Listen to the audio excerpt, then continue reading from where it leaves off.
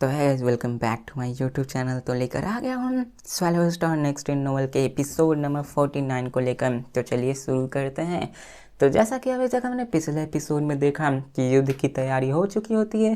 पहले भी युद्ध हो चुका होता है, लेकिन अब होता है फाइनल युद्ध की बारी, जहाँ पे दोनों तरफ के अपने अपने आर्मी आ चुके होते हैं। लू फेंग मोरोसा के साथ तैयार होता है क्योंकि यहाँ पर जंग का ऐलान हो चुका होता है और वो सभी बाहर आते हैं। अब लू फेंग जैसे ही सामने देखता है वहाँ पर बहुत ही पावरफुल फॉर्मेशन होती है, जिसको देखकर लू फेंग कहता है ये तो बहुत ही ज़्यादा इनक्रेडिबल है। और वो ये समझ जाता है उन फ्लेम्स को देखकर कि इनकी जो जितनी पावर्स है वो thousands of eternal true gods की यूनाइटेड पावर की फॉर्मेशन से बनी हुई है, जो कि एक लार्ज स्केल मिलिट्री फॉर्मेशन होती है जिससे कि कोई भी इटर्नल गॉड बच नहीं सकता। यहाँ तक कि केओस मास्टर भी बहुत ही मुश्किल से इससे बच सकते हैं, जो कि बहुत कम है ऑरिजिन कॉन्टिनेंट में। और अब फिर हमें दिखाया जाता है डार्क प्रिजन वर्ल्ड फॉर्मेशन को, जहाँ पे हर शैडो सेक्ट इसी को बना रहे होते हैं। अब दोनों तरफ फॉर्मेशन की बैटल हो रही होती है, क्योंकि यहाँ पे आर्मीज की बैटल हो रही है, लोनली वॉरियर्स की नहीं। अब जनरल यूवी पूरी तरह से सेंटर के फॉर्मेशन के बीच में होता है और काम होता है और अपने पूरे आर्मी से कम्युनिकेट करते हुए कहता है कि हर शैडो सेक्ट ने अपने डार्क प्रिजन वर्ल्ड फॉर्मेशन को बनाया है। उनके अपने पास जो स्ट्रेंथ मौजूद हैं वो एक बार ग्रेट एनिलेशन फॉर्मेशन को यूज़ कर सकते हैं। इसलिए हमें यहाँ पे अपना मेन गोल है कि उन्हें सिटी लॉर्ड मेंशन तक जाने से रोकना, हमें उन्हें सिर्फ रोकना है। अब यहाँ पे दिखाया जाता है कि वो लोग मैसिव फायरबॉल को रोटेट करते हैं ताकि वो उनसे अटैक कर सके। अब यहाँ पे सारी इटर्नल ट्रू गॉड्स उसकी तरफ ही देख रहे होते और तभी वहाँ पे कमांड होता है कि सबको कुचल डालो, और दिखाया जाता है कि वो लोग अपने ग्रेट एनिलेशन फॉर्मेशन को अटैक करते हैं, जिसके कारण वहाँ पे बहुत बड़ा फॉर्मेशन जो कि फायरबॉल जैसा होता है उस पे जाके लगता है। अब उस फायरफॉल के सामने लू फेंग भी खड़ा होता है और वो भी अपने अटैक को करके उस पर रोकने लगता है। उस अटैक को देखते हैं तो सब लोग पहचान जाते हैं कि ये लुओ ही है। लुओ ही इस आर्मी का वैनगार्ड होने वाला था। लू फेंग को एक secret super large mechanical treasure को रोकना होता है, क्योंकि यहाँ पे लू फेंग को समझ लो तो एक जनरल की तरह बनाकर रखा गया होता है। हर शैडो सेक्ट जैसे ही लू फेंग को देखता है वो कहता है हर Duan Yuan shadow demon general ये तुम पे है, तुम इसे संभाल दो। क्योंकि यहाँ पे वो लू फेंग को जड़ से मिटाना चाहते थे, क्योंकि वो जानते थे कि लू फेंग की पावर बहुत ज़्यादा है। इससे ज़्यादा तो खतरनाक उसकी विल पावर है, क्योंकि उससे उन सबके फॉर्मेशन पे असर पड़ सकती है। जिसके बाद जिल्डर जियानियान एडवाइस करते हैं कि यू तुम जाके उससे निपटो, उसके पास अपनी बहुत ही टेरिफाइंग विल पावर है, उससे कोशिश करो कि हमारे फॉर्मेशन पे अटैक ना कर पाए। अब ये shadow demon general heart one से भी ज़्यादा स्ट्रॉन्गर था, इसलिए वो उसे भेजता है। और यू भी कहता है कि कोई दिक्कत नहीं है ब्रदर, मैं जाके देखता हूँ। अब यहाँ पे लू फेंग जैसे ही देखता है कि वहाँ से सामने दो ग्रेट ट्रेजर्स आ रहे हैं और वो एक रेडियंट ब्लेड्स लाइट जैसा होता है, वहाँ पे लू फेंग पे अटैक करने लगता है। अब एल्डर जियाना अपने साथ इटर्नल ट्रू गॉड्स और वाइट ट्रू गॉड्स की आर्मी को लेकर अटैक कर रहा होता है, जो कि आराम से लू फेंग की अभी chaos level peak will power को रेसिस्ट करने के लिए होता है। मतलब देख रहे हो कि लू फेंग को रोकने के लिए एक दो बंदे की नहीं बल्कि बहुत हजारों सैकड़ों में बंदे लाने पड़े इटर्नल ट्रू गॉड्स। और इस वक्त दिखाया जाता है कि वो लोग अभी लू फेंग के विल पावर को रोकने में लगे होते हैं। और यहाँ पे हार्ट डेमन युआन और शैडो डेमन जनरल के बीच में फाइट होने लगती है, और ये सभी एनिलेशन फॉर्मेशन से हो रही होती है। लू फेंग भी अपने ब्लेड फॉर्मेशन का यूज करके सब पे अटैक कर रहा होता है, अपने स्ट्रेंथ को सब में दे रहा होता है। लू फेंग कहता है कि लास्ट टाइम यहाँ पे तुमने अपने फुल पावर को डिस्प्ले नहीं कर पाया, चलो मैं देखता हूँ कि आखिर तुम्हारी फुल पावर क्या है हर डेमन युवान। और यहाँ पे लू फेंग ने उसके बारे में बहुत ही पहले समझ रखा था। अब देखो उन दोनों में पहले भी फाइट हुई थी, लेकिन उतनी भयंकर तरीके से नहीं। अब जनरल यू लू फेंग से कहता है ब्रदर लू सिर्फ डिफेंस पे फोकस करो, हमारा गोल है सिर्फ सिटी लॉर्ड मेंशन तक पहुँचने का। तो लू फेंग कहता है चिंता मत करो। अब जनरल यूवी भी लू फेंग की परफॉर्मेंस से बहुत ही प्लीज हो चुके थे, क्योंकि यहाँ पे उनकी वजह से यहाँ पे आज वो ऐसा कर पा रहे होते हैं। दिखाया जाता है कि लू फेंग और जनरल यू भी फाइट कर रहे होते, लेकिन तभी वो सामने से क्या देखते हैं कि एक बहुत बड़ी वॉरशिप उनकी तरफ बढ़ रही होती है।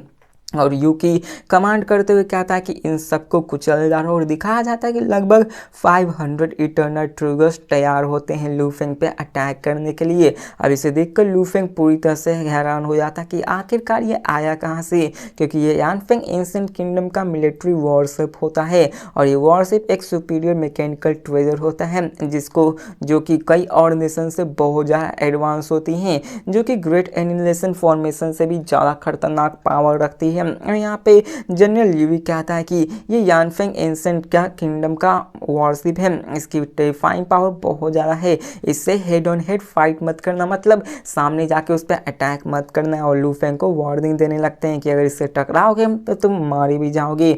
अब दिखाया जाता है सारे लोग फाइट करने लगते हैं, वहाँ पे चारों तरफ धमाके ही धमाके हो रहे हैं, सारे आर्मीज में फाइट हो रही है, सैकड़ों हजारों 10,000 की इटर्नल गॉड्स की फाइट हो रही होती। वॉइड गॉड्स यहाँ सपोर्ट कर रहे थे फॉर्मेशंस को, वो सब चीटी के बराबर थे, लेकिन फिर भी वो फॉर्मेशंस को कंट्रोल करने में सबकी मदद कर रहे होते हैं। और हमें जियान जुआंग मार्केस को दिखाया जाता है, जहाँ पे वो कहते हैं कि एक बार बस हमें सिटी लॉर्ड मेंशन का कंट्रोल मिल जाए, फिर हमारे पास जो पावर है वो बहुत ज़्यादा बढ़ जाएगी और हम जरूर जीत जाएंगे। जिसके बाद वो फॉर्मेशन को बना के आगे फाइट करने लगते हैं ताकि वो उन सबको रोक सके।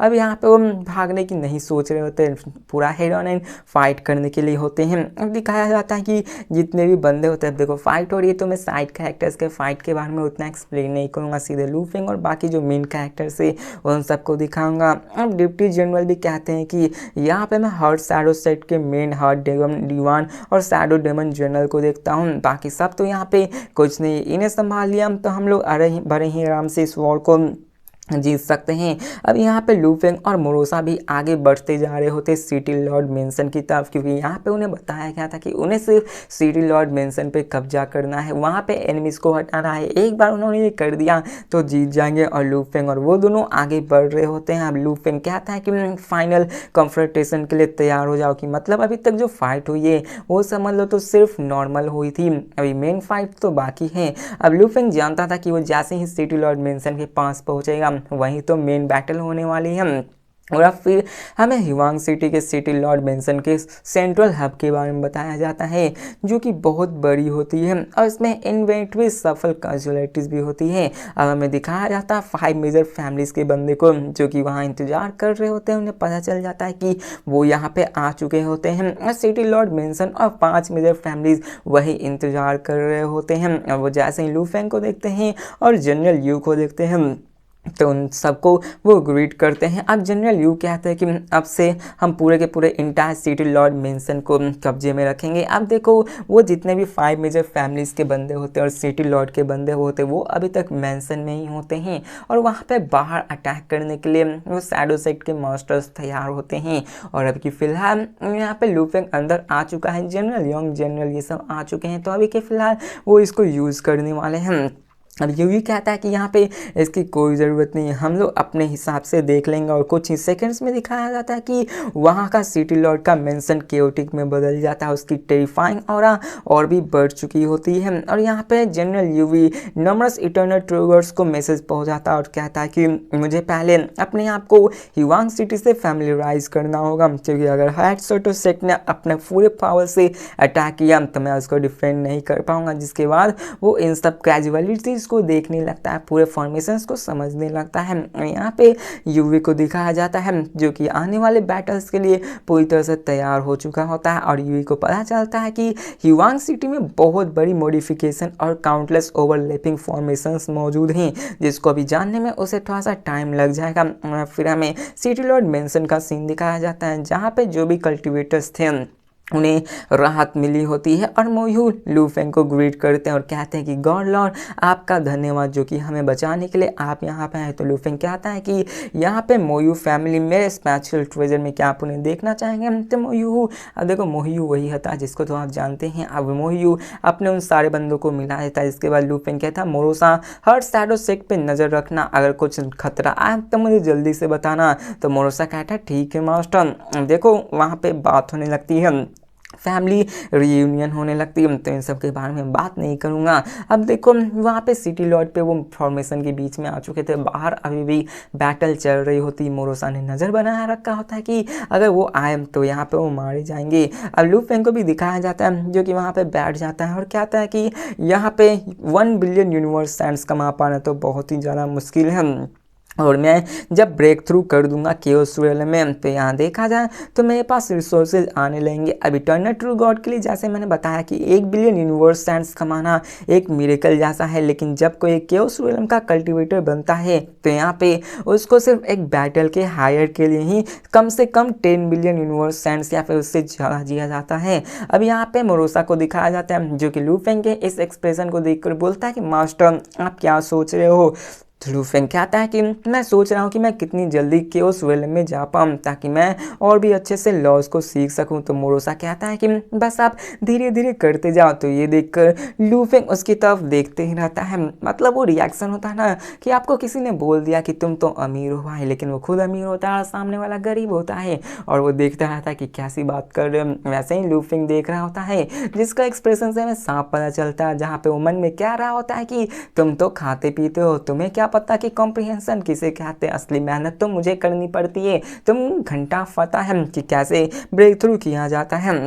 अब देखो फाइट बाहर होने लगती है, एल्डर जियान ये सभी चीज़ें करने लगते हैं कि आखिरकार उन्हें क्या करना चाहिए। वो लुए से फाइट करना चाहते हैं लेकिन उन सब की फाउंडेशन इतनी ज़्यादा स्ट्रॉन्ग नहीं होती। वो सब प्लान बनाने लगते हैं कि आखिरकार वो कैसे फाइट कर सकते हैं। बस फिर दिखाया जाता है ये हुक्म जहाँ पे वो कहता है कि मुझे लगता है कि वो तुमसे ज़्यादा स्ट्रॉन्ग है, और वो पूछता है कि क्या तुम्हें लगता है कि वो लूहेम केओस रियलम में ब्रेक थ्रू कर पाएगा। तो यहाँ पे वो बंदे कहते हैं कि हाँ शायद वो केओस रियलम में आ जाएंगे क्योंकि मेरी तरह ही उसके पास इन्फिनाइट गॉड बॉडी है जिसके कारण वो आराम से ब्रेक थ्रू कर सकता है। लेकिन वो कहते हैं कि चाहे कितना भी बड़ा बंदा क्यों ना हो सकता है कि वो अपने पाइनिकल पे जाके अटक जाए जिससे कि वो ब्रेक थ्रू ही ना कर पाए, लेकिन वो भी सब क्या ही कर सकते हैं। अब देखो फिर से बकवास होने लगती है शैडो सेक्ट के बंदे में लू फेंग की पावर के कंपैरिजन के बारे में, तो इसको मैं स्किप करता हूँ। अब फिर से सीन चेंज कर हमें हर शैडो सेक्ट के साइड का सीन दिखाया जाता है जहाँ पे मास्टर